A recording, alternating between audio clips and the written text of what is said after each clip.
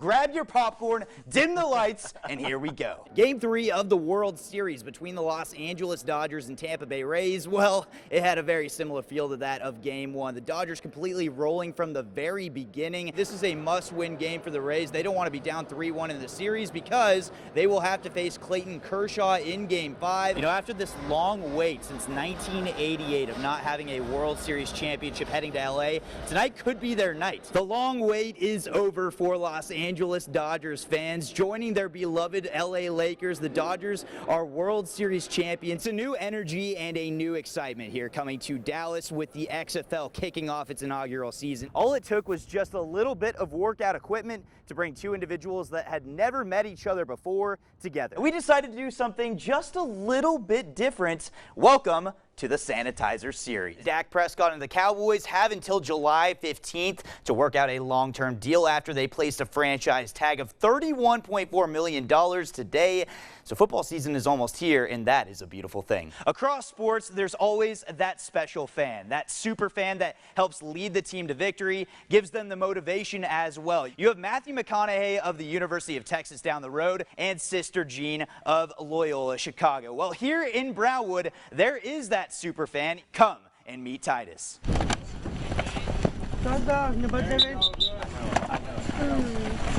Go, go, go, go. Titus he's always energetic.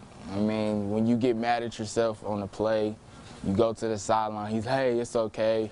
He always tries to pick you up when you're down. Yeah. What's going on, man? Okay. Well, I'm here with Titus, and Titus, of course, you are the Brownwood Lions' biggest fan. What do you love so much about the Brownwood Lions? I love Brownwood Lions. Hard work, be strong, go spin so happy. I'm happy. Touch for Brownwood, how we stand. Coach, you've been blessed with having Titus around. What is it like to have Titus around here? Oh, Titus is amazing. Understands the quality of life and the value of life. He's always in a good mood. Is special in the fact that he has Down syndrome. But I don't know that there's anybody around that lives life more fully than he does. Practice, running, lifts. I mean, he's there just getting the team going. My team. Always win. What does it mean to you when the players and other athletes around you two come up to you and recognize you as the Lions superfan? Team, my family. If you haven't heard about him, just go to a game on Friday and you'll see him. I mean, he's just happiest kid in the world just to be watching Brown Line football. Wangley News. My team always win. His team's always going to win. I love that. Titus, it's been a pleasure, my man. Thank you for having me come to your hometown. You are the face of the Brownwood Lions football team. Thank you. It's something that you just can't really explain. I mean, not really many people can say that they had what happened to me and didn't come back a couple weeks later. On October 14th, Hamlin running back Jackson Cepeda faced an obstacle that had the potential to end his football career and possibly his life. It just kind of started off as every normal Monday morning, come to weights. Kind of felt lightheaded, but I really didn't think anything of it. I kind of had an episode of this before a couple years prior, but I knew this one kind of felt different. About 5-10 minutes into it, I went unconscious. While in class, Cepeda was experiencing a non-epileptic seizure.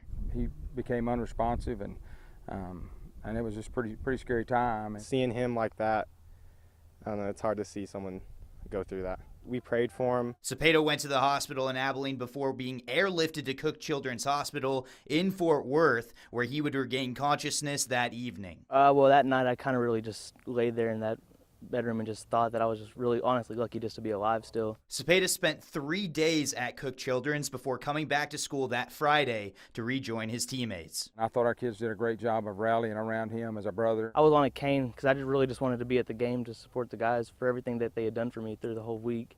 I didn't really expect it to come back as quickly as it did. Only 2 weeks later, after being cleared by doctors, Cepeda went from a spectator to the star in his improbable return to the field. He rushed for 93 yards on 5 carries and 2 scores, and caught 2 passes for 12 yards and another touchdown to lead the Pied Pipers to a win at Cross Plains. To go from that point to just a few weeks later, being able to play and at the level he played at is pretty amazing. It was impressive. You know, I'm glad to see him. We missed him the Haskell game, but it's good to see him out there and play with him again. Body-wise, I feel great, and that first night there were some serious doubts that I probably wouldn't play again, but somehow I did.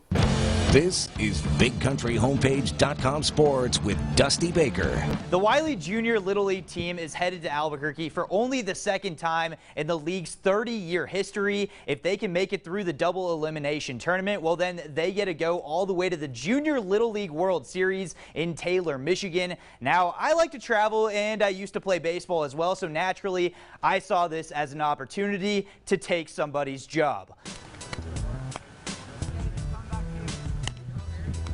You got a nice flow for 14, man. Hey, just so you know, I'm going to take your spot on this team, so just be ready, all right? I forgot what it's like to practice.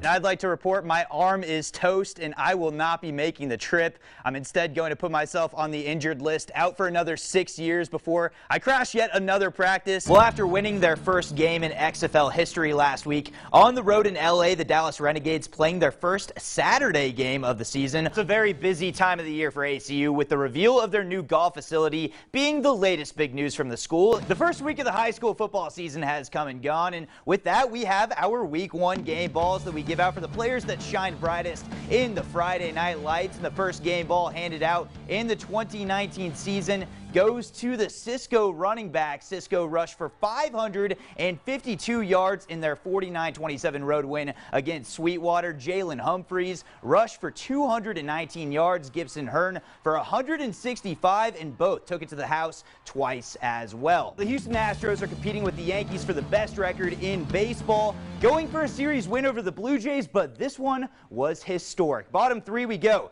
Justin Verlander on the hill strikes out Bo Bichette. Bottom 4, he strikes out Kevin Biggio, and then Justin Smoke at the plate, K him as well. That's 250 strikeouts for the year for Verlander, the 5th time in his career. Bottom 8 we go. Verlander working on a no-no, strikes out Rowdy Tellez. Randall Grichuk at the plate with. Then we have Billy McKinney as well at the plate, and that is just too filthy right there. My goodness, we go to the 9th, a no-no, but he has no run support, right? Well, top 9, Abraham Toro drives this deep to left field, and that one is gone off of Ken Giles of all people. 2-0 the Astros lead, and bottom 9, 2 outs, Bo Bichette at the plate. He's going to have a great career, but this is one he's not going to want to remember. Justin Verlander on the other end gets the ground out. Throw to first, and that is the 3rd no-hitter of Justin Verlander's career. 14 strikeouts on the day as well. He only allowed 1 base runner. This man is a living legend and a future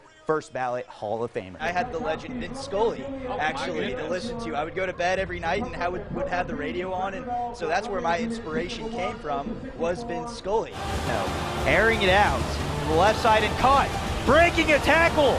Down the sideline goes Christian Romero, and he dances into the end zone.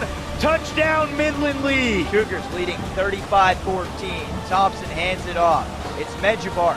Has a lane and has open field. Goodbye, folks. That's a touchdown. That's the dagger. Cooper, 41-14, and that could be the nail in the coffin.